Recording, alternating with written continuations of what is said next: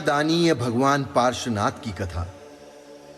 ये कथा नहीं, अनुपम जीवन चरित्र है जो अनुकरणीय है, अतुलनीय है।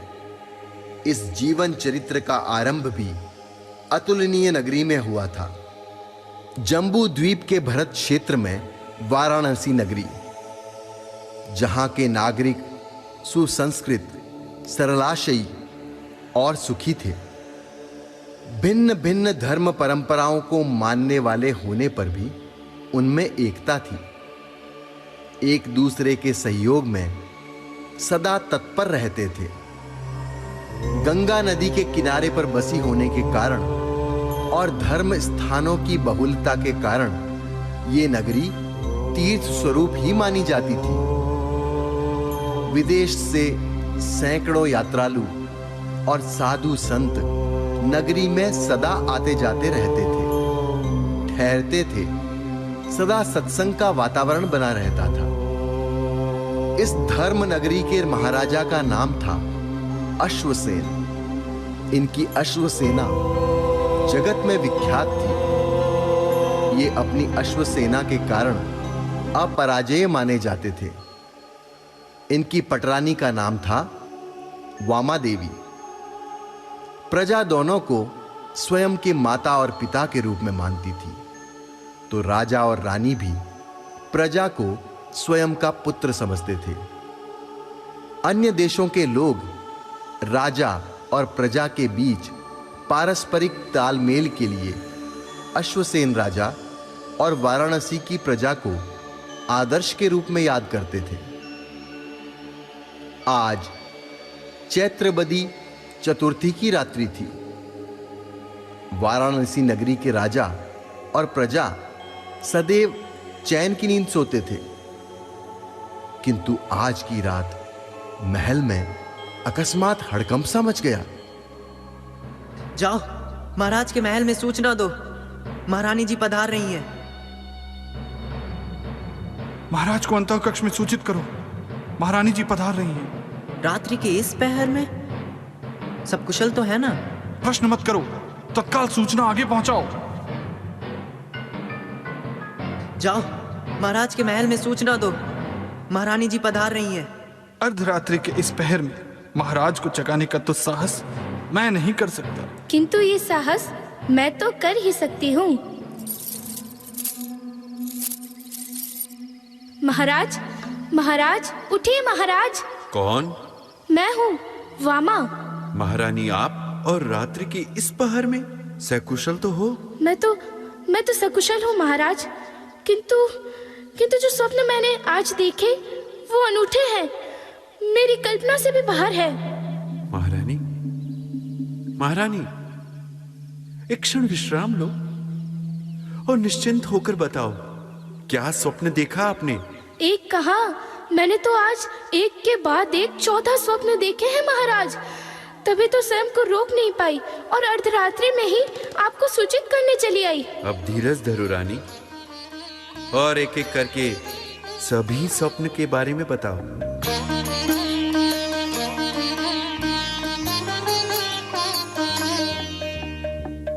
रूढ़ा रंगीला सपना देखे प्रभुवर मात आई, ऐसी अनुपम रात हो। खुशी की है बात हो, जन्मेंगे परम दयालु जग के तारणहार, ये तो तीन लोक के नाथ हो। खुशी की है बात हो।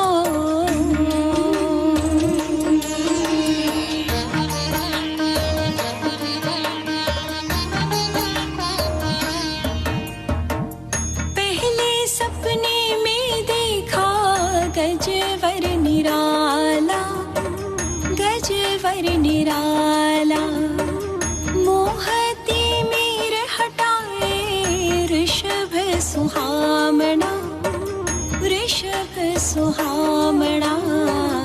सिंह अनुपम देखा तीसरे सपने में, दात हो। खुशी की है बात हो। फूलों की माला और चंद्र विशाला, चंद्र विशाला। उगता सूरज करे दूर अंधियारा, दूर अंधियारा। आठवें सपने में ध्वजा लहराए, होगा आत्म का कल्याण हो। खुशी की है बात हो। रूढ़ा रंगीला सपना देखे प्रभु वर मात आई, ऐसी अनुपम रात हो। मंगल कलश और पद्म सरोवर, पद्म सरोवर। 11वां जड़ा रत्नों से प्यारा रत्नाकर, प्यारा रत्नाकर। देव विमान और जगमगते रत्न, 14वें अग्नि की सौगात हो। खुशी की है बात हो। रूढ़ा रंगीला सपना देखे प्रभु वर मात आई, ऐसी अनुपम रात हो। खुशी की है बात हो। जन्मेंगे परम दयालु जग के तारनहार, ये तो 3 लोक के नाथ हो। खुशी की है बात हो।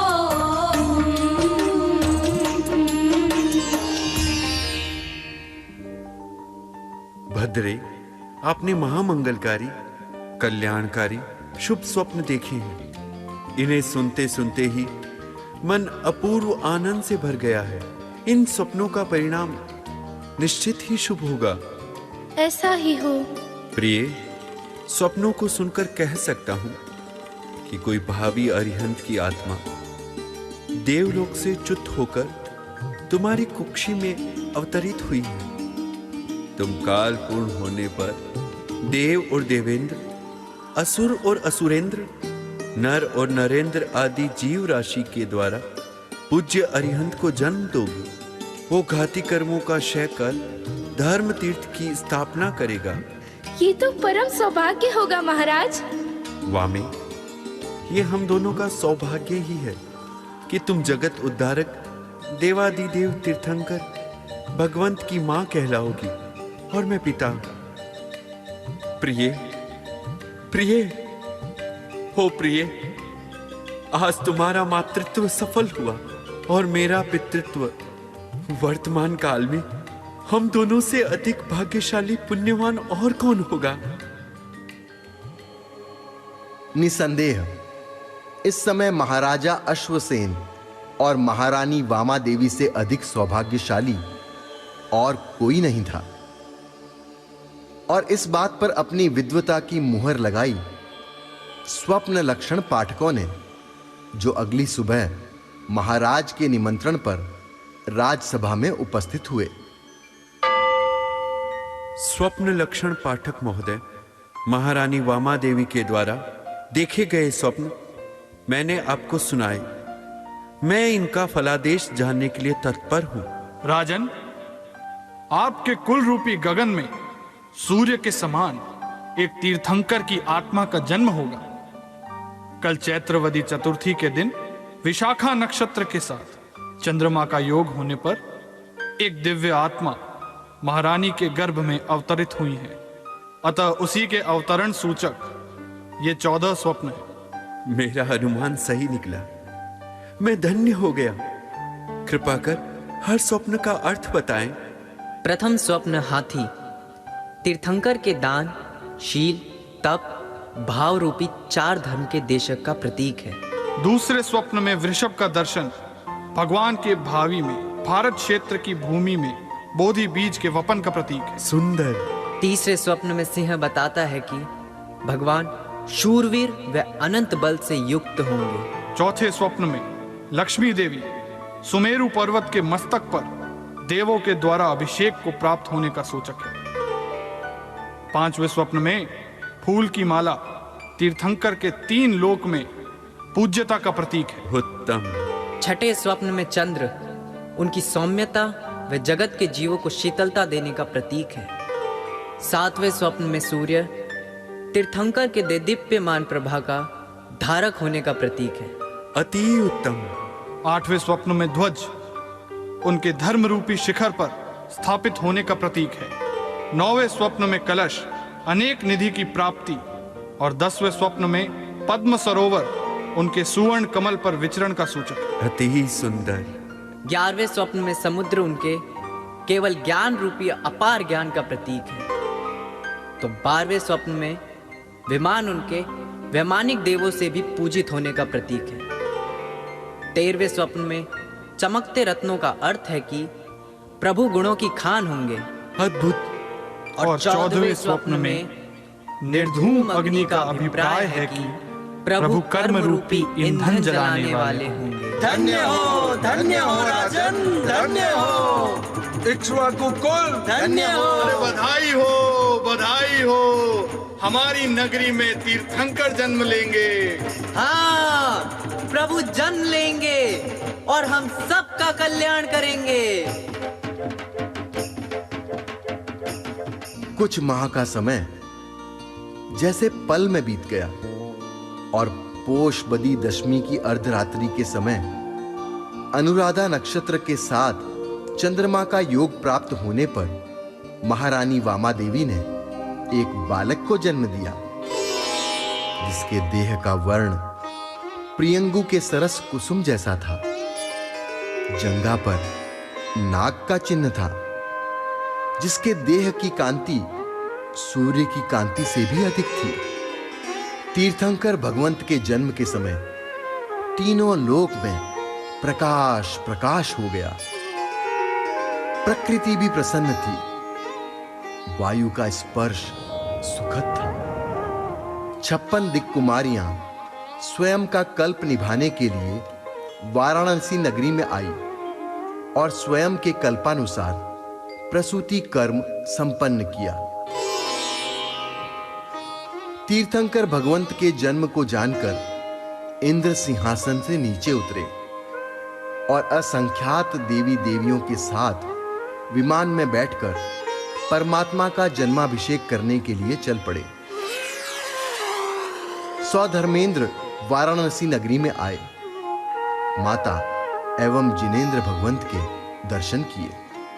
माता को अवस्वापिनी निद्रा दी और जिनेंद्र भगवंत को गोद में उठाकर मेरु पर्वत पर लेकर आए।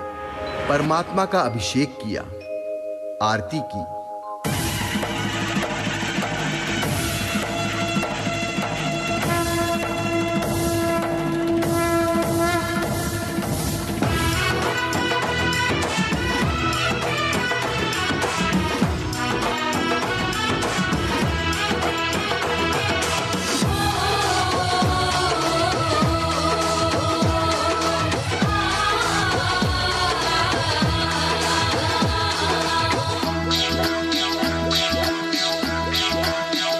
बाजे शहनाई ने साज प्रभु रो जन्म हुओ, गाजे धरती आसमान प्रभु रो जन्म हुओ। तन ने रंगाले आज मन ने रंगाले सब खुशियां मनावो, आज प्रभु रो जन्म हुओ। बाजे शहनाई ने साज, बाजे शहनाई ने साज प्रभु रो जन्म हुओ, गाजे धरती आसमान प्रभु रो जन्म हुओ। बाजे शहनाई ने साज प्रभु रो जन्म हुओ।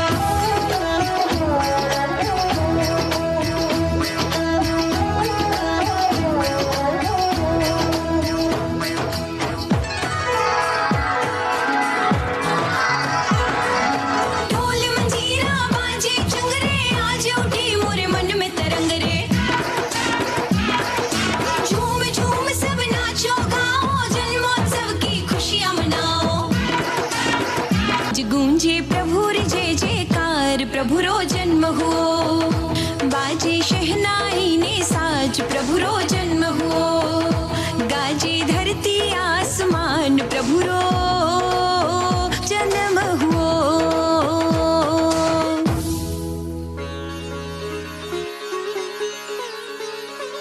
महाराज महाराज, पुत्र जन्मा है, पुत्र राजकुमार जन्मे है, राजकुमार। बधाई हो, बधाई हो। राजा जी की आज्ञा से परंपरा अनुसार 12 दिनों तक वाराणसी नगरी में प्रजाजनों के साथ बालक का जन्मोत्सव मनाया जाएगा। कारागार से कैदियों को छोड़ दिया गया है, मंदिरों में भक्ति महोत्सव हो रहे हैं और इसके अतिरिक्त दीन दुखियों को उनकी इच्छा अनुसार दान दिया जा रहा है।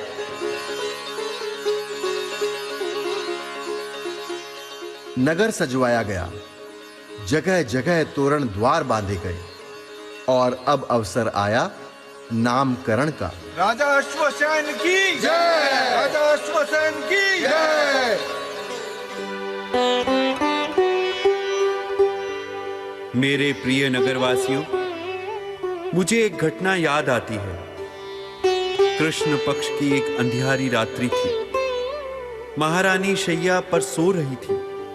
महारानी ने स्वयं के पार्श्व भाग से गुजरते हुए एक कृष्णवर्णी विषधर को देखा था और तुरंत मुझे आकर कहा।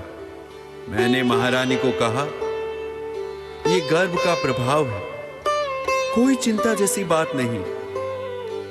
हमने उसी दिन निश्चय किया था कि इस बालक का जन्म होने पर इस बालक का नाम हम रखेंगे पार्श्व कुमार। पार्श्व कुमार, पार्श्व कुमार। हर्ष हर्ष जय जय, हर्ष हर्ष जय जय। सौधर्मेंद्र एवं राजा के द्वारा नियुक्त धाय माताओं, अन्य राजाओं एवं नगर निवासियों के हाथों ही हाथों में रहता हुआ पार्श्व कुमार शुक्ल पक्षीय द्वितीया के चंद्र की तरह बढ़ता रहा। किंतु एक दिन पार्श्व कुमार के विषय में एक विशेष चिंता ने राजा रानी को आ घेरा। पार्श्व, पुत्र पार्श्व, अरे कहाँ हो तुम? देखो, मैंने अपने हाथों से तुम्हारे लिए मिष्ठान बनाए हैं। माँ, मैं तो पिताश्री के साथ बाहर उद्यान में विचरण कर रहा था। विचरण कर रहे थे या मुझे पकड़म पकड़ाई में यहाँ वहाँ भगा रहे थे? मेरे पुत्र को भूख लगी होगी। आजा, आजा मेरे लाडले को मिष्ठान खिलाती हूँ।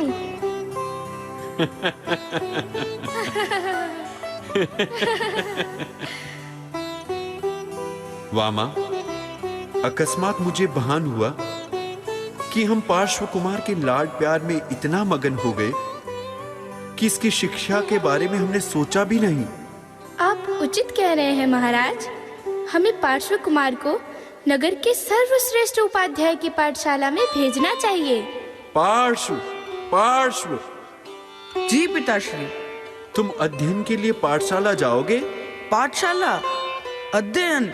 आपकी आज्ञा है तो अवश्य जाऊंगा पिताश्री। हे राजन, ये आप परमात्मा को कहाँ ले जाने का मानस बना रहे हैं? प्रणाम देवेंद्र। पार्श्व कुमार को अब पाठशाला की आवश्यकता है। जो सर्व विद्याओं और सर्व कलाओं से संपन्न हो और जो वर्तमान 24वीं में 23वें तीर्थंकर का पद पाने वाले हों, उन्हें कोई उपाध्याय क्या पढ़ाएगा? हाँ, ये विचार तो हमारे मन में आया ही नहीं। और परमात्मा की सहजता गंभीरता तो देखिए कि मति ज्ञान, श्रुत ज्ञान और अवधि ज्ञान से युक्त होने पर भी चुपचाप पढ़ने के लिए आपके साथ पाठशाला जाने को सज्ज भी हो गए हैं। सौधर्मेंद्र, मैं तो पार्श्व कुमार की बाल क्रीड़ा और अपनी ममता में ही इतना खो गई थी कि मैं तो भूल ही गई थी कि ये तो तीर्थंकर है। तीर्थंकर पार्श्वनाथ परिवार के लाड प्यार में अपना बचपन जीते हुए बाल मित्रों के साथ हास्य विनोद और क्रीड़ाएं करते हुए युवा हो गए। द्वारपाल, मैं दूसरे नगर से आया हूँ। महाराज के दर्शन करना चाहता हूँ। जो भद्र पुरुष महाराज अश्वसेन के दर्शन चाहता था वो कुशस्थल नगर से आया था। कुशस्थल नगरी में राजा प्रसेनजित कुशलतापूर्वक राज्य करते थे, मगर इस समय वे एक गंभीर संकट से घिरे हुए थे। अतः उन्होंने सहयोग के लिए इस भद्र पुरुष को भेजा था, जिसका नाम था पुरुषोत्तम, जो महाराज प्रसेनजित का प्रिय मित्र था। राजा प्रसेनजित का संकट क्या है और मैं किस रीति से उनके लिए उपयोगी बन सकता हूं? हमारे राजा के संतान पक्ष में मात्र एक ही पुत्री है। नाम है उसका प्रभावती। वो अत्यंत रूपवती होने के साथ साथ गुणवती, बुद्धिमती है और स्त्री योग्य 64 कलाओं में निष्णात है। उससे विवाह के लिए कई राजा और महाराजाओं ने प्रस्ताव भेजे, मगर प्रभावती ने संकल्प किया है कि यदि मैं विवाह करूंगी तो पार्श्व कुमार से ही करूंगी, अन्यथा कुमारी ही रहूंगी। प्रभावती के निर्णय की जानकारी कलिंगादि देशों के अधिपति अति दुर्दांत यवन नामक नरपति को मिली और उसने सभा में उपस्थित सभ्यों के बीच कहा, वाह, मेरे होते हुए प्रभावती से दूसरा कौन विवाह कर सकता है? और वो कुश स्थल का राजा प्रसेनजित कौन है जो कि प्रभावती का विवाह पार्श्व कुमार से करवाएगा? यदि कोई प्रभावती को ले जाएगा तो मेरी ये तलवार उसके मस्तक का छेदन कर देगी।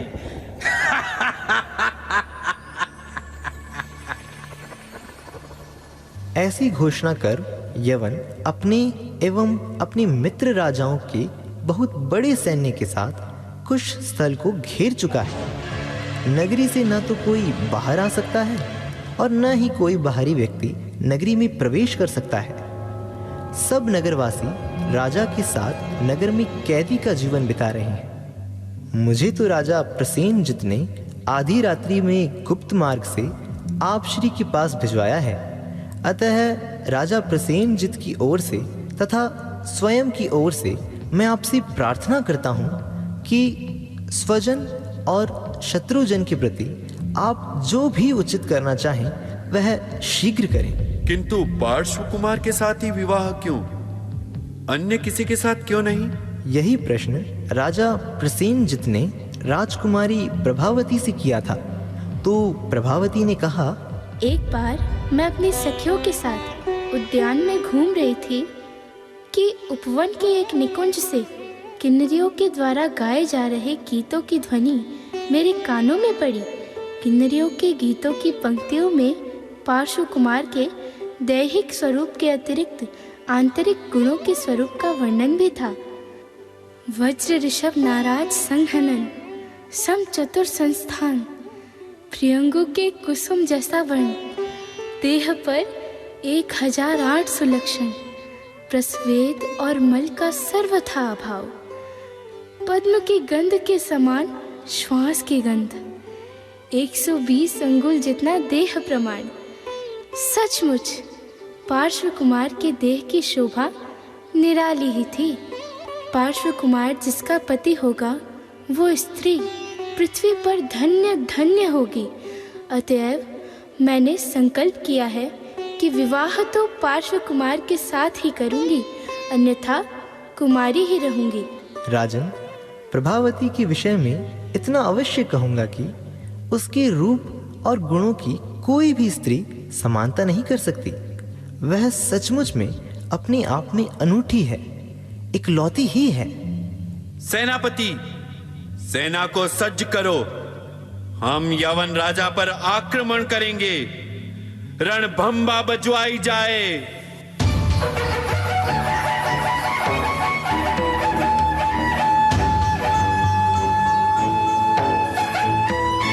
सावधान! महाराजा अश्वसेन के उत्तराधिकारी महारानी वामा देवी के सुपुत्र, अप्रतिम रूप और गुणों के स्वामी राजकुमार पार्श्व कुमार राजसभा में उपस्थित हो रहे हैं। प्रणाम पिताश्री। अकस्मात ही रणभंभा क्यों?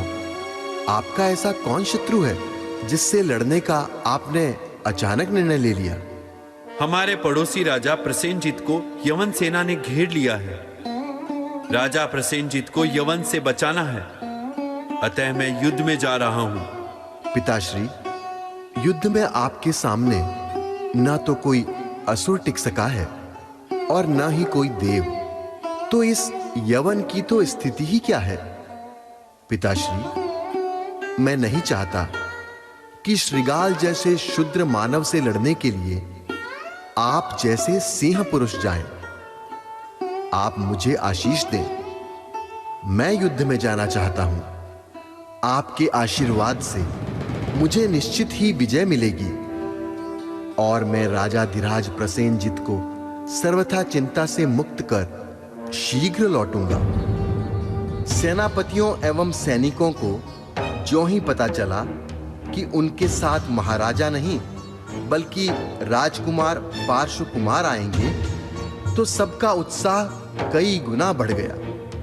स्वयं की विजय के प्रति विश्वास से भरे सैनिक आयुधों को तैयार कर प्रयाण के पल की प्रतीक्षा करने लगे।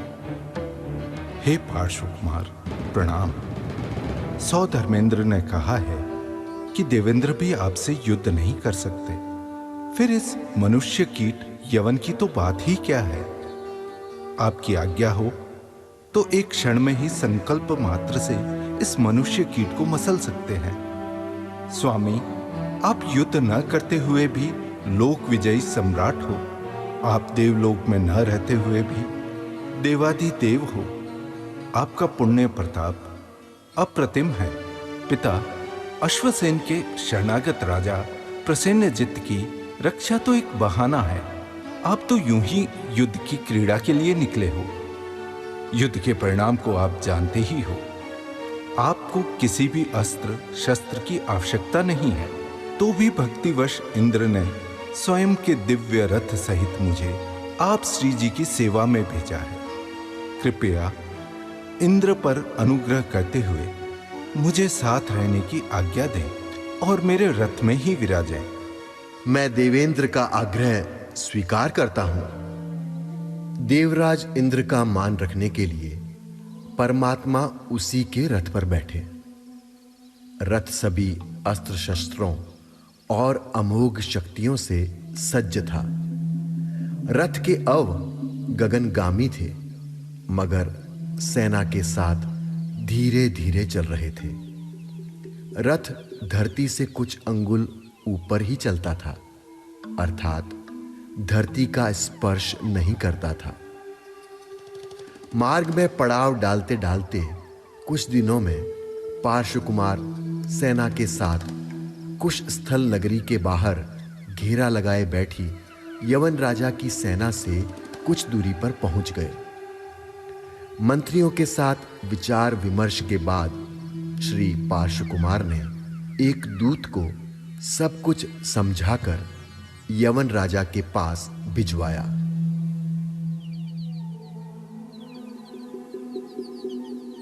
अभिवादन यवनराज। पार्श्व कुमार ने आपको कहलवाया है कि हे यवनराज, कुश स्थल नरेश प्रसेनजीत ने मेरे पिता महाराजाधिराज श्री अश्वसेन जी की शरणागति स्वीकारी है, अतः हम उनकी रक्षा के लिए यहां आए हैं। तुम जो उन पर आक्रमण की कल्पना कर नगरी को घेरे बैठे हो, वो छोड़ दो और जल्दी से जल्दी यहां से चुपचाप अपने देश की ओर रवाना हो जाओ, अन्यथा युद्ध के लिए तैयार हो जाओ। दूत, अपने पार्श्व कुमार से जाकर कहना, यवन प्रभावती से विवाह के बिना खाली हाथ नहीं लौटेगा। और रही युद्ध की बात, हम युद्ध के लिए ही तो आए हैं। पहले पार्श्व कुमार से लड़ लेंगे, बाद में प्रसेनजीत से। यदि ये दोनों इकट्ठे होकर भी लड़ेंगे, हम इन दोनों को एक साथ निपट लेंगे। मुझे तो बेचारे पार्श्व कुमार पर दया आती है, अश्वसेन की बुद्धि पर तरस। लगता है कि अश्वसेन पार्श्व कुमार को जिंदा नहीं देखना चाहता होगा, इसीलिए तो उसने यहाँ स्वयं ना आकर मरने के लिए ही कुमार को भेजा है। यवनराज, आप ऐसा ना समझे कि महाराजा धीराज अश्वसेन ने पार्श्व कुमार को भेजा है। आना तो उनके पिताजी को ही था, मगर पार्श्व कुमार के अत्यंत आग्रह के कारण ही उन्होंने पार्श्व कुमार को भेजा है। याद रखें कि सिंह की संतान सिंह ही होती है। क्या हजारों सियारों के लिए अकेला सिंह का बच्चा पर्याप्त नहीं होता? दूत, तुम बेलगाम व्यर्थ ही बकवास मत करो। लगता है कि तुम पार्श्व कुमार और वाराणसी की सेना यवनराज को नहीं जानते।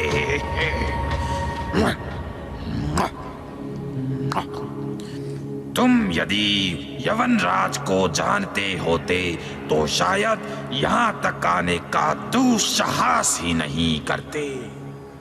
मैं काल का दूसरा स्वरूप। पार्श्व कुमार मेरे लिए शूद्र क्रीट से ज्यादा नहीं है। अतः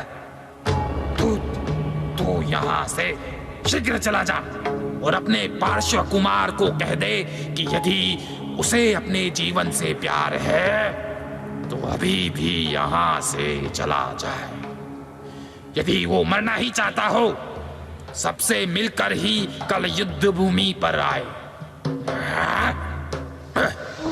अरे दुराशयी, तू नहीं जानता कि पार्श्व कुमार को युद्ध के लिए निमंत्रण देता हुआ तू अपनी करुण मृत्यु को ही निमंत्रण दे रहा है। ये तो पार्श्व कुमार ने तुझ पर दया करके मुझे पहले समझाने के लिए भेजा है। अगर तुझे कुछ बुद्धि आ जाए तो अच्छा है। पार्श्व कुमार ने मुझे तुम्हारे पास किसी दुर्बलता से नहीं भेजा है। वे कुशस्थल नरेश की रक्षा करना चाहते हैं, परंतु व्यर्थ में तुम्हें या तुम्हारे सैनिकों को मारना भी नहीं चाहते।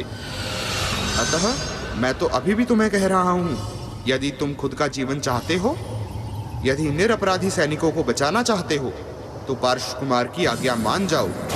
अभी भी कुछ समझ जाओ, अन्यथा अवसर बीतने के बाद पछतावे के सिवाय कुछ नहीं बचेगा।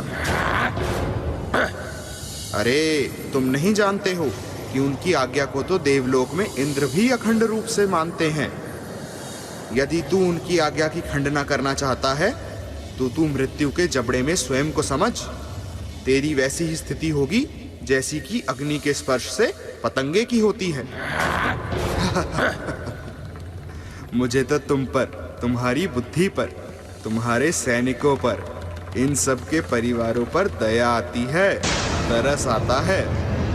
अतः बार बार कह रहा हूं कि तुम पार्श्व कुमार की आज्ञा मानकर वापस लौट जाओ या उनकी शरणागति को स्वीकार कर लो।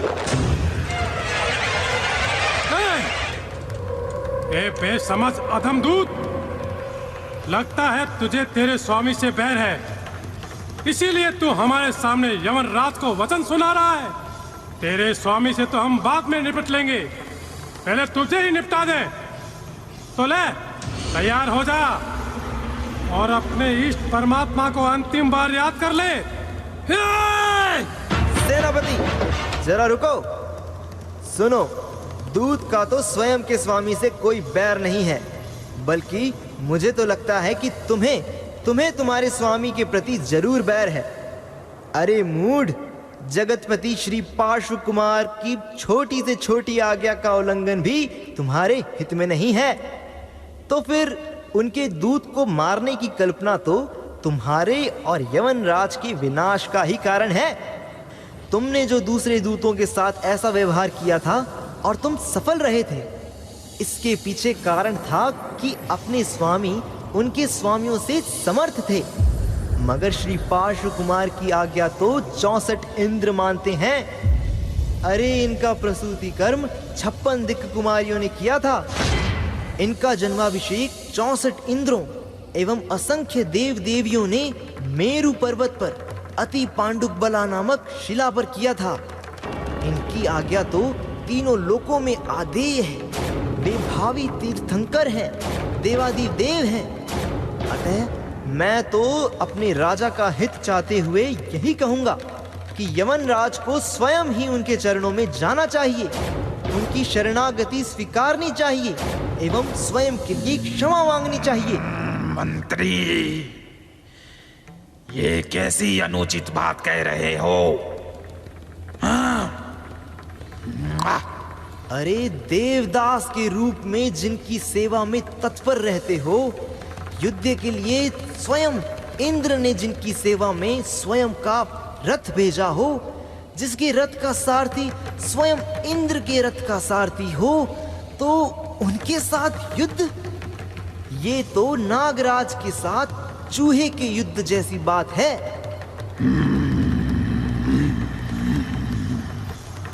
पार्श्व कुमार के विषय में ये सब बातें तुम्हें किसने कही? और अभी तक तुमने ऐसी बातें हमसे छुपा कर क्यों रखी?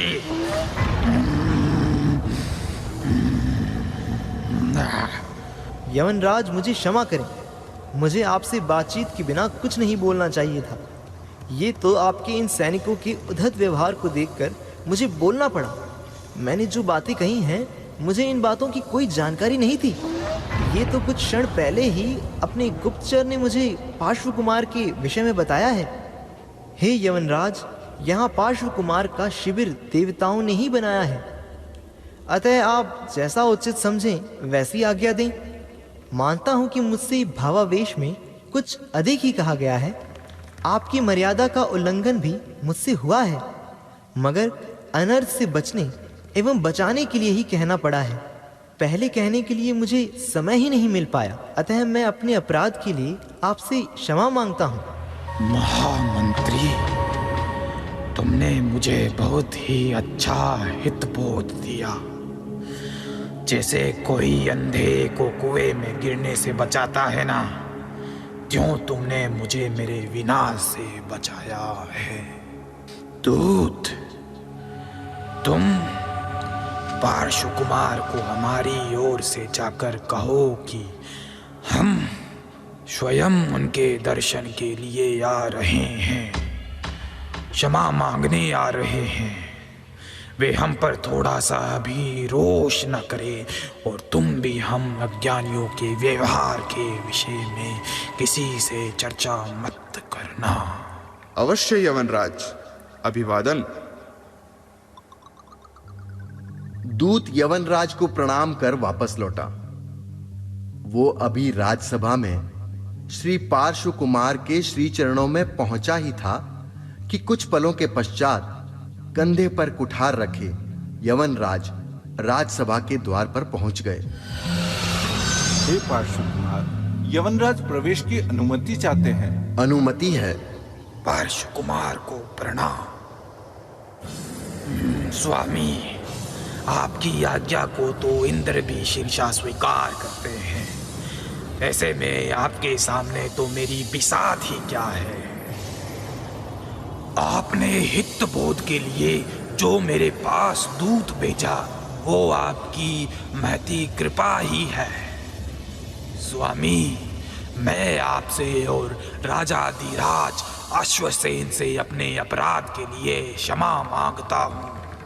आप कृपया मुझे क्षमा दे और मेरे अपराध को भूल जाए। मेरे अपराध को भूल जाए। कृपालु मुझे क्षमा दान के साथ साथ अभय दान, जीवन दान भी दे।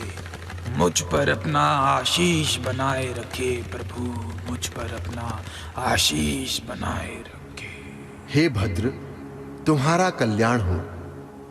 तुम स्वयं के राज्य का न्याय नीति से पालन करते रहो, किंतु ध्यान रहे पुनः किसी के भी प्रति ऐसा अपराध मत करना।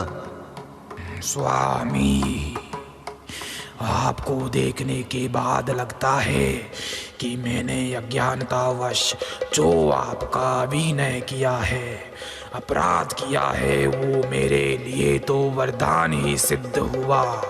कम से कम आपके दर्शन तो कर सका, अन्यथा वंचित ही रह जाता। आपके दर्शन से स्वयं के सौभाग्य को मैं सराहता हूँ। वाह! सेनाधिपति, नगर को चाहूं और घेरे हुए अपनी सेना को शिविर में पहुंचने के लिए आज्ञा दो।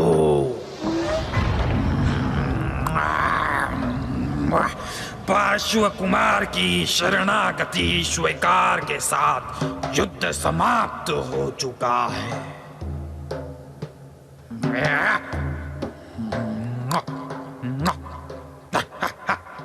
राजा ने नगर में युद्ध समाप्ति की घोषणा करवाई और चारों मुख्य द्वार खुलवा दिए। अब राजा प्रसेनजित मंत्रिमंडल एवं नगर निवासियों के साथ श्री पार्श्व कुमार के द्वारा अधिष्ठित शिविर में पहुंचे। कुशस्थल के राजा प्रसेनजित को प्रणाम। प्रणाम पार्श्व कुमार। मैं महाराजा अश्वसेन और आपके प्रति कृतज्ञ हूँ और नगर में पधारने के लिए आग्रह करता हूँ।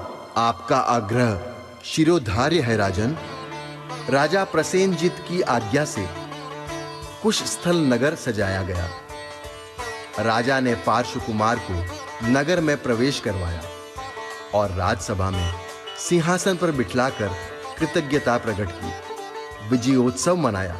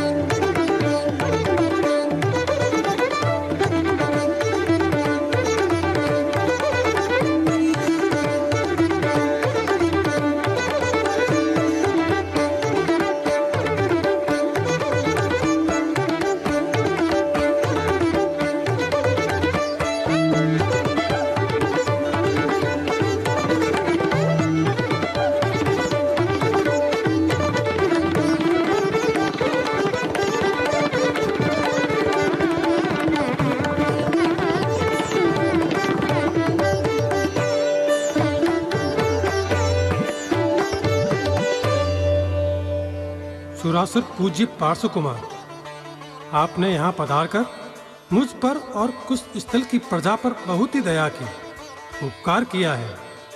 आपके ऋण से हम कभी भी उऋण नहीं हो सकते। कुमार, आपकी दयालुता देखकर एक दूसरी विनती करना चाहता हूँ। विश्वास है कि आप मान्य करेंगे। पार्श्व कुमार, जैसे आपने यहाँ पधारकर मुझ पर अपार कृपा की है, वैसे ही आप मेरी पुत्री प्रभावती को स्वीकार कर उस पर भी कृपा कीजिए। राजकुमार पार्श्व कुमार की जय। राजकुमार पार्श्व कुमार की जय। राजन, मैं अपने पूज्य पिताजी की आज्ञा से कुशस्थल नगरी एवं आपकी रक्षा के लिए आया हूं, न कि प्रभावती से विवाह के लिए। अतः राजन, आप श्री इस विषय में वृथा आग्रह ना करें। मैं तो पिताजी के वचनों का पालन कर अब पुनः वाराणसी जाना चाहता हूं। अतः आप मुझे आज्ञा दें। पार्श्व कुमार तो मोह से परे है, अतः इसे कुछ भी कहने का कोई अर्थ नहीं। मगर राजाधिराज अश्वसेन को विनती करूंगा तो कार्य अवश्य बन सकने की संभावना है। हे पार्श्व कुमार, राजाधिराज अश्वसेन को नमन करने के लिए मैं भी आपके साथ वाराणसी चलना चाहता हूँ, अतः आज्ञा दें। आपका स्वागत है राजन। धीरे धीरे पार्श्व कुमार के साथ सेना और राजा प्रसेनजित वाराणसी नगरी में पहुंचे। राजा अश्वसेन ने पुत्र पार्श्व कुमार का एवं राजा प्रसेनजित का नगर में विजय प्रवेश करवाया।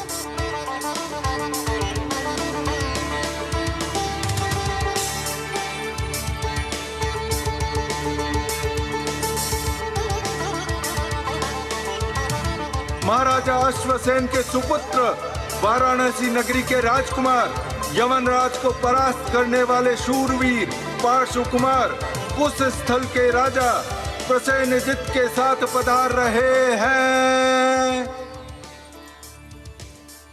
प्रणाम पिताश्री। आयुष्मान भव पुत्र।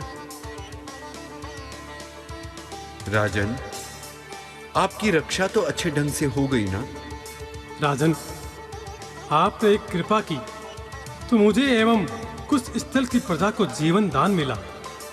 अब यदि आप एक कृपा और करेंगे तो मेरी पुत्री प्रभावती को जीवन दान मिल जाएगा। जिस दिन से प्रभावती ने किन्नरियों के मुख से पार्श्व कुमार के स्वरूप वाले गीत सुने, उसी दिन से उसने संकल्प किया है कि मैं विवाह करूंगी तो मात्र पार्श्व कुमार के ही साथ करूंगी, अन्यथा विवाह ही नहीं करूंगी। अतः मेरी विनती के साथ साथ प्रभावती की भावना को भी आप माने।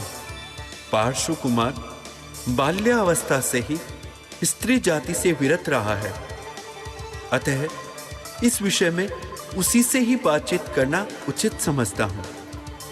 हाँ, मैं, मेरा परिवार तथा नगरवासी भी चाहते हैं कि पार्श्व कुमार का योग्य कन्या के साथ विवाह हो जाए, मगर प्रभावती की भावना और आपके आग्रह को देखकर लगता है कि पार्श्व कुमार का जबरदस्ती से ही सही प्रभावती के साथ विवाह करवाना ही होगा। पिताश्री, स्त्री आदि का परिग्रह क्षीण प्राय संसार को बढ़ाने के लिए जल और खाद के समान है, अतः त्याज्य संसार को बढ़ाने के लिए मैं किसी भी कन्या से क्यों विवाह करूं? कुमार, बात तो तुम्हारी ठीक है, मगर तुम्हारी माता की एवं मेरी भी इच्छा है कि एक बार पुत्र वधू का मुंह देख लें। अतः हमारे मनोरथ को तू अभी पूरा कर, अभी प्रभावती के साथ विवाह कर ले और जो ही उचित अवसर मिले त्यों तू अपनी भावना अनुसार दीक्षा ले लेना। पार्श्व कुमार पिता के इस आग्रह को न टाल सका और स्वयं के भोगावली कर्म खपाने के लिए उन्होंने माता पिता के आग्रह से प्रभावती के संग मंगल मुहूर्त में विवाह किया। परमात्मा प्रभावती के संग भोगों को भोगते हुए समय सुखपूर्वक व्यतीत करने लगे।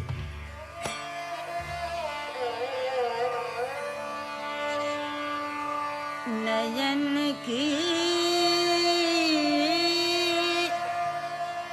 मत मारा तलवरिया तलवरिया, नयन की मत मारा तलवरिया, नयन की मत मारा तलवरिया, नयन की मत मारा तलवरिया।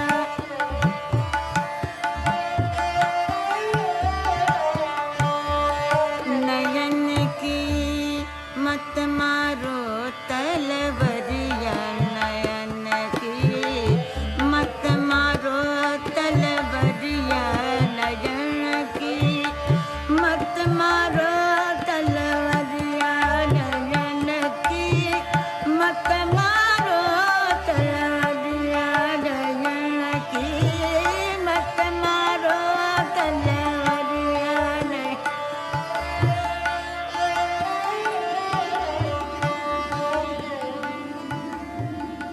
क्या हुआ स्वामी?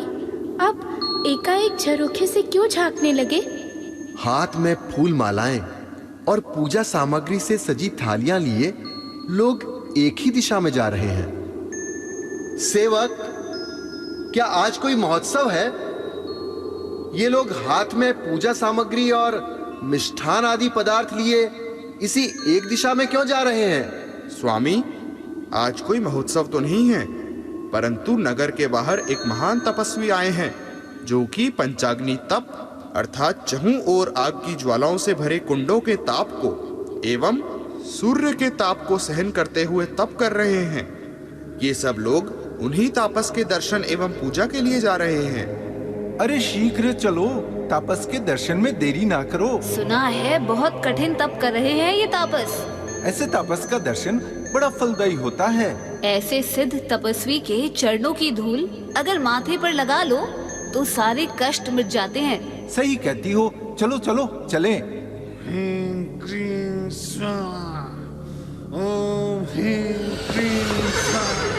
अरे देखो, इस तापस के दर्शन करने तो हमारे राजकुमार पार्श्वकुमार भी आए हैं। इसका मतलब तो ये तपस्वी बहुत पहुँचे हुए हैं।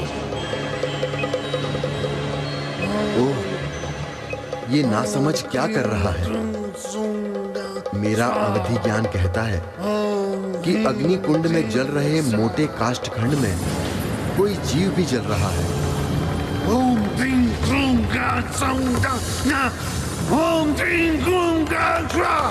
हे तापस, तुम अज्ञान तप रहे हो। ये मात्र काय क्लेश से अधिक कुछ नहीं है। इसे तप कहना तुम्हारी अज्ञानता है।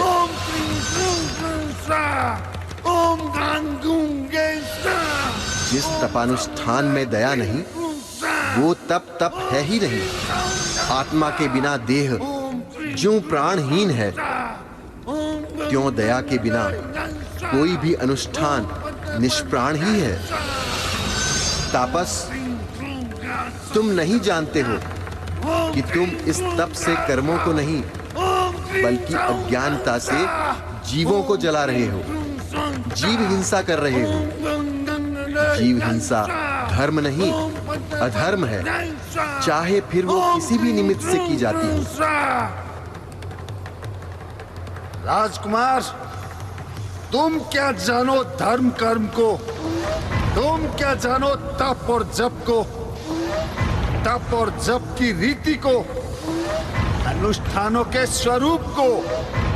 तुम तो जानते हो अश्व क्रीड़ा, जल क्रीड़ा, धर्म कर्म तप जप अनुष्ठान आदि तो हम योगी मुनियों का काम है, तुम जैसे राजकुमारों का नहीं।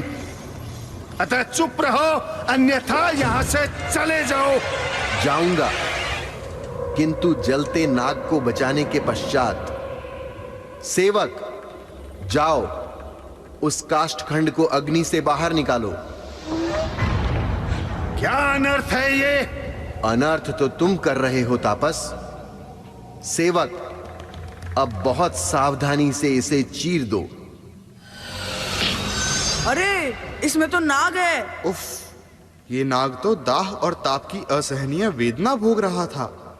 सेवक, अग्नि में झुलसे नाग को शांति प्रदान करो। इसे नमस्कार महामंत्र सुनाओ और प्रत्याख्यान दिलवाओ।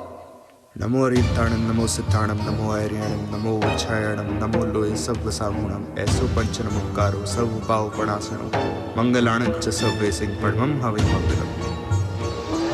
नाग ने परमात्मा श्री पार्श्वनाथ के दर्शन करते करते नमस्कार महामंत्र का श्रवण किया, पचक खान स्वीकारा और परमात्मा के ध्यान में स्वस्थता के साथ प्राण त्याग दिए। नाग का जीव मरकर भुवनपति नामक देव निकाय के अंतर्गत नाग कुमार निकाय के देवों का धरण नामक इंद्र बना।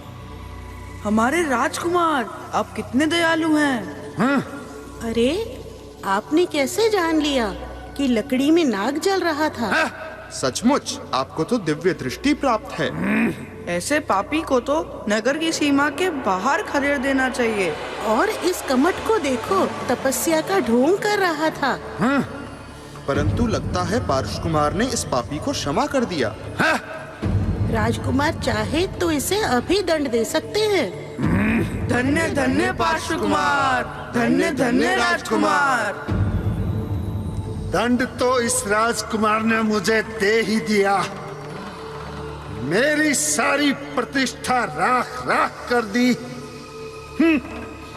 तूने मुझ पर दया की राजकुमार, तूने मुझ पर दया की, पर मैंने तुझ पर दया नहीं की और ना ही कभी करूंगा। तेरी नगरी से घोर अपमान की असहनीय पीड़ा लिए जा रहा हूं, किंतु मैं आऊंगा, तेरे जीवन को मृत्यु से भी बदतर करने के लिए अवश्य आऊंगा। अवश्य आऊंगा। कमठ ने अपनी निंदा के कारण के रूप में पार्श्व कुमार को माना, अतः उनके प्रति विद्वेष भाव मन में संजोए उसने वाराणसी से प्रस्थान किया और वन में घूमता रहा। विशिष्ट कष्टकारी तप करते करते उसकी मृत्यु हो गई। वो भुवनपति निकाय के अंतर्गत मेघमाली नामक देव बना। समय अपनी गति से चलता रहा और परमात्मा 30 वर्ष के हो गए। स्वामी, स्वामी, मैं देख रही हूँ कि आप बहुत समय से एक ही स्थान पर खड़े हैं और शून्य में दृष्टि जमाए हैं। कोई चिंता नाथ? चिंता नहीं, चिंतन कर रहा हूं। मेरे भोगावली कर्म समाप्त हुए, अब प्रव्रज्या लेने का उचित समय है। उसी समय मानो परमात्मा के मनोगत भावों को जानकर नवलोकांतिक देव आ गए। जय जय नंदा, जय जय भद्रा, जय जय नंदा, जय जय भद्रा। श्री पार्श्वनाथ भगवान को प्रणाम। हे नाथ, सभी देवता आपके प्रव्रज्या लेने के संकल्प से अति प्रसन्न हैं। आप सभी के कल्याणार्थ धर्म तीर्थ प्रवर्तित कीजिए। परमात्मा ने माता पिता से प्रव्रज्या की आज्ञा ली और दूसरे ही दिन से प्रथम प्रहर में सांवत्सरिक दान देना प्रारंभ किया। वे प्रतिदिन करोड़ स्वर्ण मुद्राओं का दान देते थे। धनपति कुबेर की आज्ञा से तिर्यंगु भृंजक देवता परमात्मा के सब भंडार प्रतिदिन भर देते थे। 1 वर्ष तक परमात्मा ने दान दिया। सुनो सुनो सुनो, वाराणसी नगरी के वासियों सुनो। आज पौषपदी एकादशी के दिन महाराजा अश्वसेन के पुत्र महारानी वामा देवी के नंद प्रजा के अति प्रिय राजकुमार पार्श्व कुमार का दीक्षाभिषेक करवाया जाएगा। इस हेतु दीक्षा का भव्य और दिव्य वर घोड़ा जय जय नादों के साथ निकाला जाएगा। आप सभी इस दीक्षा उत्सव में आमंत्रित हैं।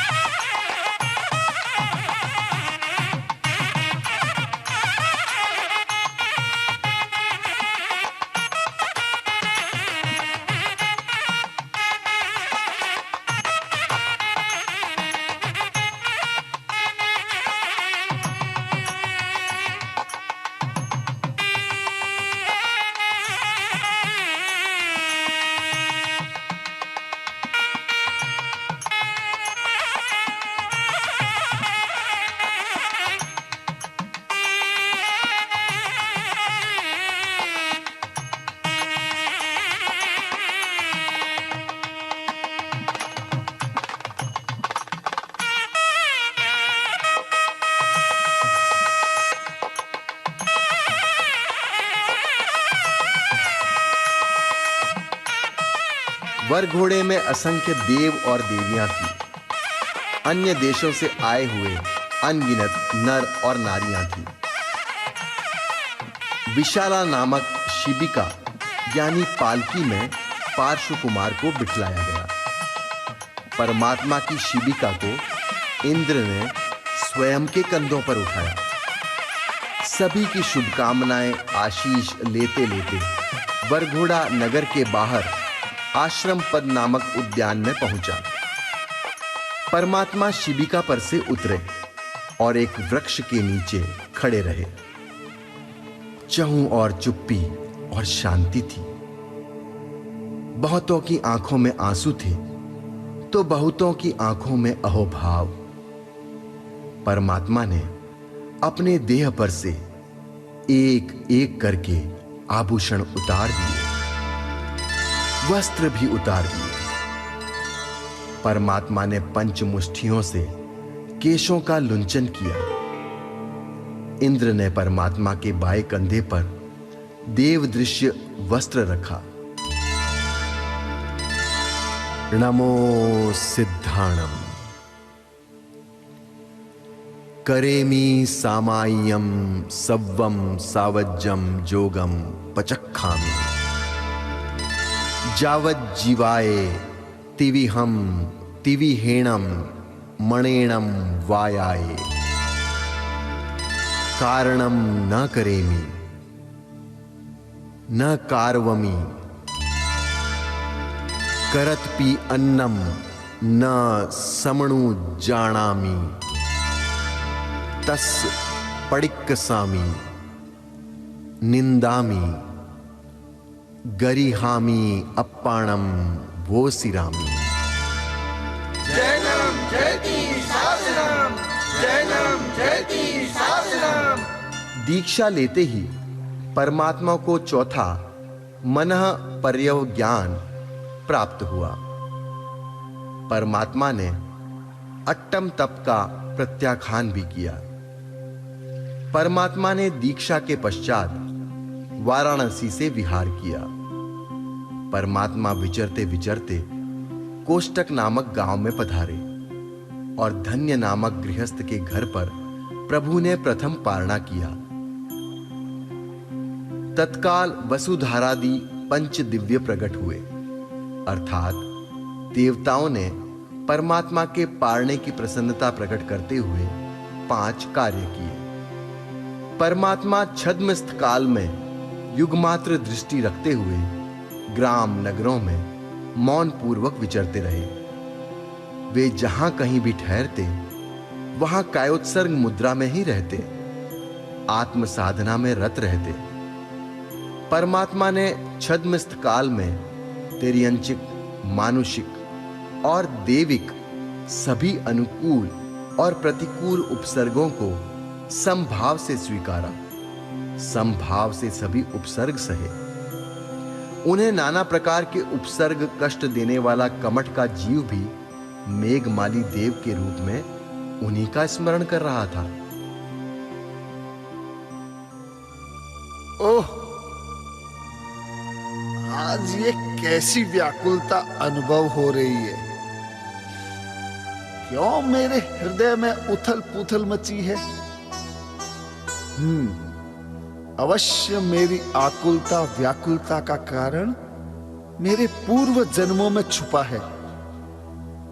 हाँ, मेरे पूर्व जन्मों के बारे में जानने के लिए मैं विभंग ज्ञान का उपयोग कर सकता हूं और स्वयं के पूर्व भव को जान सकता हूं।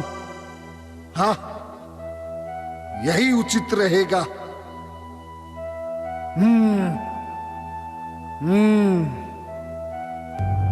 हाँ हाँ, आ गया, सब स्मरण आ गया। मरुभूति, दुष्ट, कपटी, मुझे तेरा एक एक दुष्कृत्य स्मरण हो आया है। जैसे एक बार त्रियंच के भव में तो 5 बार मनुष्य भव में मैंने जो तुझे मारा, त्यों इस भव में तुझे मारूं और अपना वैर वसूल करूं।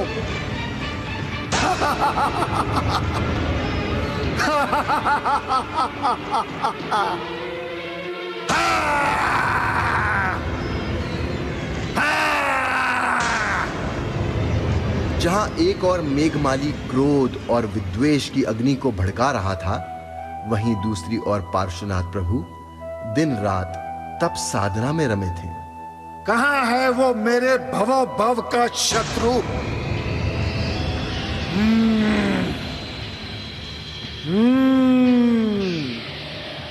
ओह, तो मरुभूति का जीव इस भव में पार्श्वनाथ के रूप में है और एक तापस के आश्रम के समीप कायोत्सर्ग मुद्रा में स्थिर खड़ा है, आत्मरमण कर रहा है।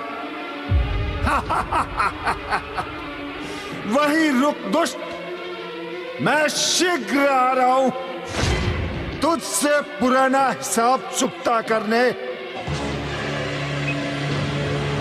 ओह, तो ये यहां है मेरी दृष्टि के समक्ष, और मैं किसकी प्रतीक्षा कर रहा हूं? सावधान ढोंगी, तेरा बुरा समय अब प्रारंभ होता है। ये ले,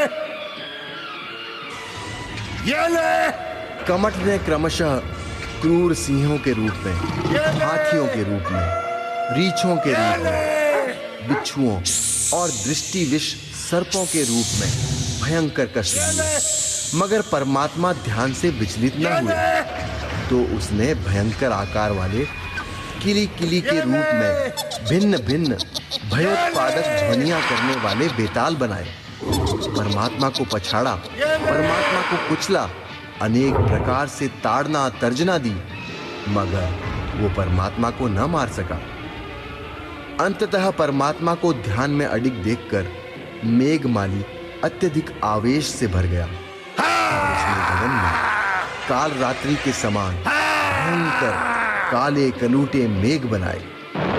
बादलों में कड़कड़ाती काल जिह्वा जैसी बिजलियां कौंधने लगी। बादलों की गड़गड़ाहट से दिशाएं भर गई, चहु और अंधकार ही अंधकार छा गया।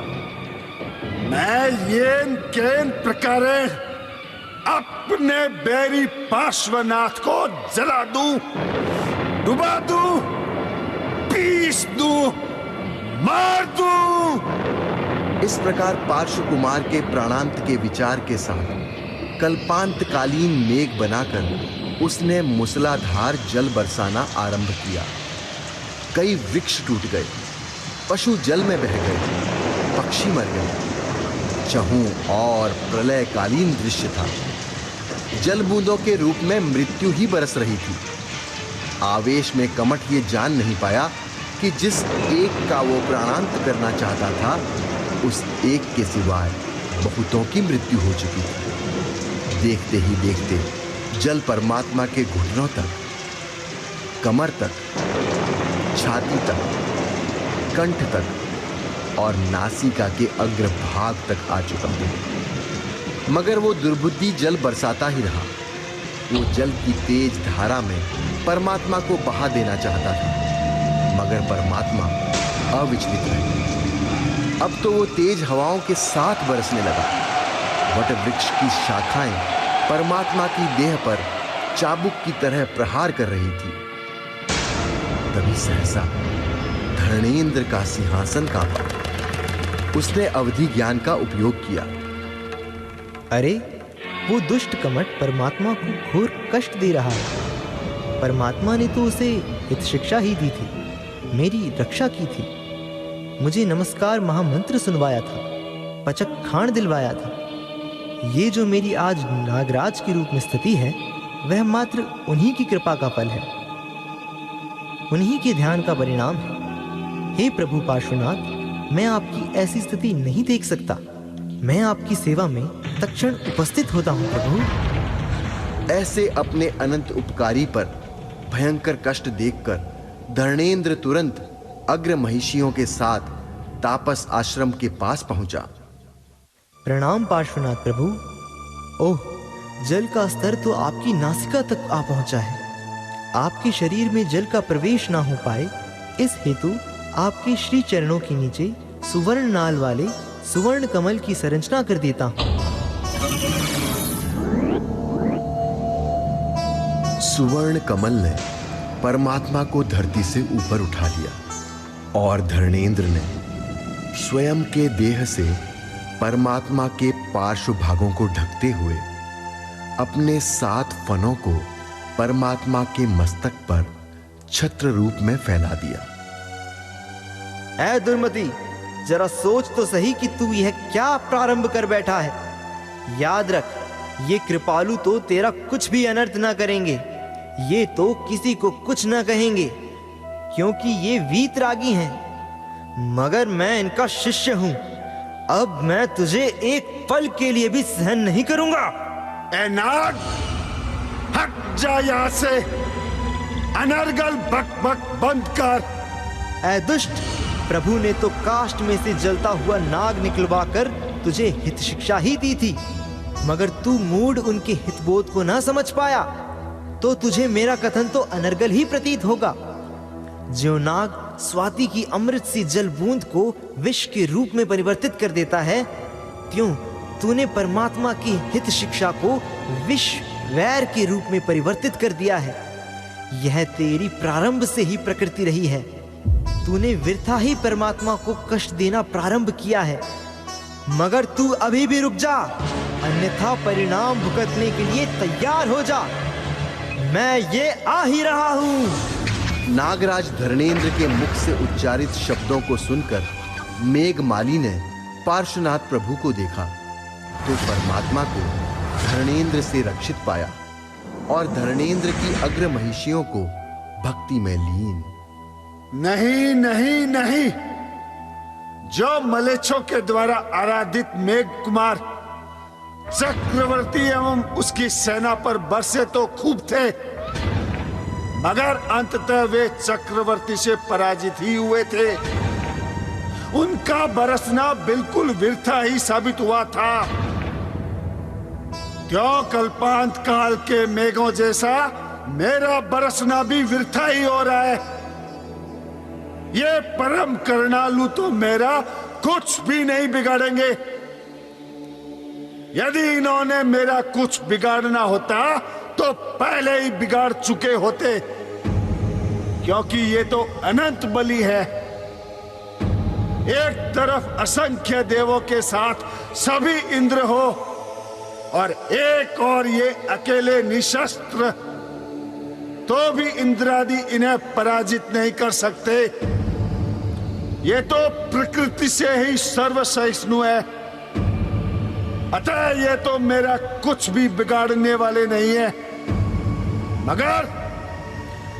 मगर इस धर्मेंद्र का कोई भरोसा नहीं। ये इच्छा अनुसार मेरा अनर्थ कर सकता है।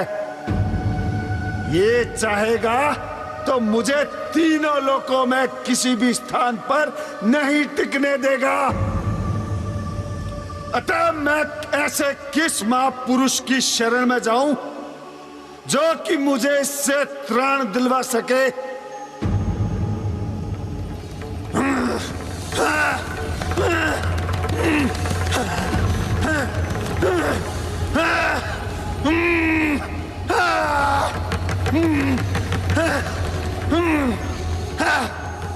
दुष्ट, जो कुकृत्य तूने किया है उसके बाद तो मैं तुझे तीनों लोक की किसी भी छोर से पकड़ लाऊंगा। तेरा बचना अब असंभव है मूर्ख। सचमुच अब मेरी मृत्यु निश्चित है। क्या उपाय करूं, कैसे बचूं? हाँ, यदि इसी पार्श्व प्रभु की शरण लूंगा तो ही मेरी रक्षा हो सकेगी, अन्यथा मेरा कल्याण संभव ही नहीं। हे परमात्मन, हे महात्मन, आप राग द्वेष से सर्वथा रहित हो, अतः भक्त पर न तो राग करते हो और न ही द्वेषी पर द्वेष। आप तो क्रोधादि कषायों से सर्वथा मुक्त हो, मगर मैं अपने दुष्कर्म से दूषित होने के कारण भयभीत हूं।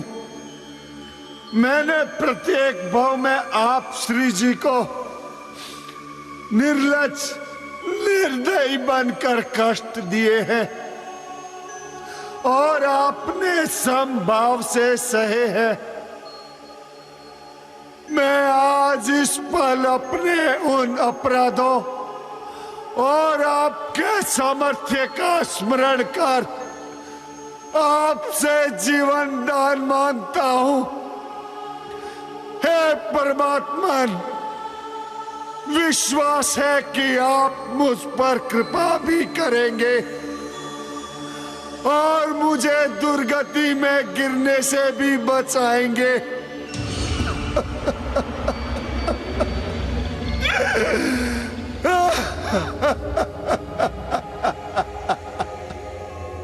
मेघमाली परमात्मा के श्री चरणों में बैठकर पश्चाताप करता रहा। अंत में वो परमात्मा को प्रणाम कर स्वयं के स्थान पर लौट आया। धर्मेंद्र ने भी परमात्मा को उपसर्ग से मुक्त जान परमात्मा की स्तुति की, अग्र महिषियों के साथ जुड़कर परमात्मा की भक्ति की और वो भी अग्र महिषियों के साथ स्वयं के स्थान पर लौट आया। प्रातः काल में परमात्मा ने वहां से विहार किया। विचरते विचरते परमात्मा वाराणसी नगरी में पधारे। आश्रम पद उद्यान में ही ठहरे। दीक्षा के पश्चात 84 दिन व्यतीत हो चुके थे। चैत्रबदी चतुर्थी का दिन पूर्वाह्न काल चल रहा था। परमात्मा धातकी वृक्ष के नीचे कायोत्सर्ग मुद्रा में खड़े खड़े धर्म ध्यान ध्या रहे थे और घाती कर्मों, ज्ञानावरणीय, दर्शनावरणीय, मोहनीय और अंतराय कर्मों के समकाल क्षय के साथ परमात्मा को केवल ज्ञान, केवल दर्शन की प्राप्ति हुई। अब परमात्मा के लिए तीनों लोकों में कुछ भी अज्ञेय, अदृश्य नहीं रहा। वे अणु से लेकर विराट तक किसी भी पदार्थ की त्रैकालिक पर्यायों को किसी भी क्षण जान सकते थे। परमात्मा के ऐसे अद्भुत स्वरूप प्राप्ति से उठी तरंगे देवलोक तक जा पहुंची और इंद्र का सिंहासन कांपने लगा। ये कैसी हलचल? क्या कोई विशेष घटना घटित हुई है? उत्तम, अति उत्तम। मैंने अपने अवधि ज्ञान के उपयोग से जाना कि परमात्मा को केवल ज्ञान प्राप्त हो गया है। केवल ज्ञान कल्याणक महोत्सव मनाना होगा। उसी उद्यान में संवत्सरण की संरचना करनी होगी। परमात्मा ने पूर्वाभिमुखी द्वार से संवत्सरण में प्रवेश किया। परमात्मा चैत्य वृक्ष के पास पहुंचे। जो सूर्य मेरु पर्वत की प्रदक्षिणा करता है, त्यों परमात्मा ने 27 धनुष्य ऊंचे चैत्य वृक्ष की 3 प्रदक्षिणाएं की और नमो तिथस् कहकर पूर्वाभिमुखी सिंहासन पर विराजमान हो गए। व्यंतर देवताओं, परमात्मा की प्रतिकृति के रूप में 3 बिंब बनाइए और एक एक बिंब की दक्षिणाभिमुखी, पश्चिमाभिमुखी और उत्तराभिमुखी सिंहासन पर स्थापना कीजिए। 8 महाप्रतिहार्यों के रूप में परमात्मा की बाह्य लक्ष्मी अनुपम थी, तो घाती कर्मों के क्षय के परिणाम स्वरूप आंतरिक लक्ष्मी भी अनुपम थी। अनंत गुणी परमात्मा के 34 अतिशयों और वाणी संबंधी 35 गुणों का संपूर्ण वर्णन बृहस्पति जैसे बुद्धि निदान देवों और सरस्वती जैसी श्रुत देवियों के लिए भी अशक्य था। परमात्मा श्री पार्श्वनाथ की अद्भुत तेजस्विता, रिद्धि, समृद्धि, देवताओं की भक्ति आदि देखकर वनपालक तुरंत नगरी में आया और महाराजा के पास पहुंचा। महाराज का वैभव अमर रहे। महाराज, अति हर्ष का विषय है कि परमात्मा श्री पार्श्वनाथ को केवल ज्ञान की प्राप्ति हुई है। देवताओं द्वारा केवल ज्ञान महोत्सव मनाया जा रहा है। संवत्सरण की शोभा का वर्णन करना असंभव है महाराज। अतः आप स्वयं संवत्सरण में पधारे महाराज, पधारे। राजन, राजन, हमारे पुत्र पार्श्व कुमार को केवल ज्ञान की प्राप्ति हुई है। यानी ये शुभ समाचार चहु और फैल गया है। हम भी उसके संवत्सरण में चलते हैं। अवश्य महारानी, अवश्य। प्रभावती, प्रभावती तुम भी साथ चलो। महाराजा अश्वसेन अपने पारिवारिक जनों एवं नगर निवासियों के साथ संवत्सरण में पहुंचे। परमात्मा को प्रणाम किया, परमात्मा की स्तुति की और इंद्र के पीछे वाले स्थान पर बैठकर एकाग्रता से देशना सुनने लगे। परमात्मा ने द्विविध धर्म अर्थात अनगार और सागार धर्म का वर्णन किया। दोनों प्रकार के धर्मों का सूक्ष्म स्वरूप समझाया। प्रथम गढ़ में बैठी 12 पार्षदा अर्थात चारों निकायों के देव देवियां एवं साधु साध्वी, श्रावक और श्राविकाएं देशना सुन रही थी। द्वितीय गढ़ में तिर्यंच जिनवाणी श्रवण में लीन थे। तीसरे गढ़ में आगंतुक देव देवियों, नर और नारियों के वाहन पड़े हुए थे। देशना के अंत में आर्यदत्त आदि प्रमुख व्यक्तियों ने प्रव्रज्या देने की प्रार्थना की और नारियों में से भी बहुत सी नारियों ने प्रव्रज्या प्रदान करने की प्रार्थना की। हमें प्रव्रज्या प्रदान करें परमात्मा। जहां सुखम देवाणु पिए, मां पड़ी बंधम करेगी।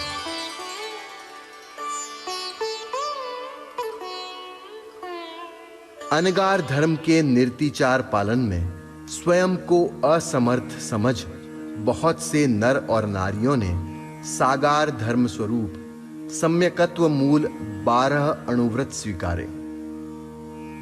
आनंदन आदि के द्वारा जिज्ञासावश तत्व विषयक पूछे गए प्रश्नों के उत्तर स्वरूप परमात्मा ने उत्पाद, व्यय और श्रव्य रूप तत्वत्रयी दी, जिसे पाकर आनंदन आदि 10 जनों ने ज्ञानावरणीय कर्म के तथाविध शयोपशम से चिंतन करते करते अंत मुहूर्त में ही द्वादशांगी की रचना की। परमात्मा ने आर्यदत्त आदि 10 मुनियों को वासक्षेप प्रदान कर गणधर पद पर स्थापित किया। यूं चैत्रबदी चतुर्थी के दिन प्रभु पार्श्वनाथ ने धर्म तीर्थ की स्थापना की। श्री पार्श्वनाथ स्वामी जी के तीर्थ में यक्ष के रूप में पार्श्व नामक देव की और यक्षिणी के रूप में पद्मावती देवी की स्थापना की जाती है। हे प्रभु, आज के इस पावन दिवस का साक्षी बन मेरा जीवन धन्य हो गया। मैं भी आपकी ही तरह अपने जीवन को सफल बनाना चाहता हूँ। अतएव पुत्र हस्तिसेन को राज्य गद्दी सौंपकर दीक्षा लेता हूँ। और मैं भी दीक्षित होना चाहती हूँ। मैं भी। इस प्रकार अश्वसेन, वामा देवी और प्रभावती ने भी इसी दिन प्रव्रज्या ले ली। परमात्मा केवल ज्ञान की प्राप्ति के पश्चात लगभग 70 वर्ष तक पृथ्वी पर विचरते रहे। नर नारियों को धर्म का स्वरूप समझाते रहे। परमात्मा के पास 16,000 साधुओं का 38,000 साध्वियों का परिवार था। 350 14 पूर्वी और 1,400 अवधि ज्ञानी मुनि थे। 750 मुनि मना पर्यव ज्ञानी तो 1,000 मुनि केवल ज्ञानी थे। 1100 वैक्रिय लब्धिधारी और 600 वाद लब्धिधारी मुनियों का परिवार था। 1,64,000 श्रावकों और 3,77,000 श्राविकाओं की संख्या थी। परमात्मा 100 वर्ष के हो रहे थे। स्वयं के निर्वाण का समय आसन्न जानकर परमात्मा सम्मेत शिखर पर पधारे।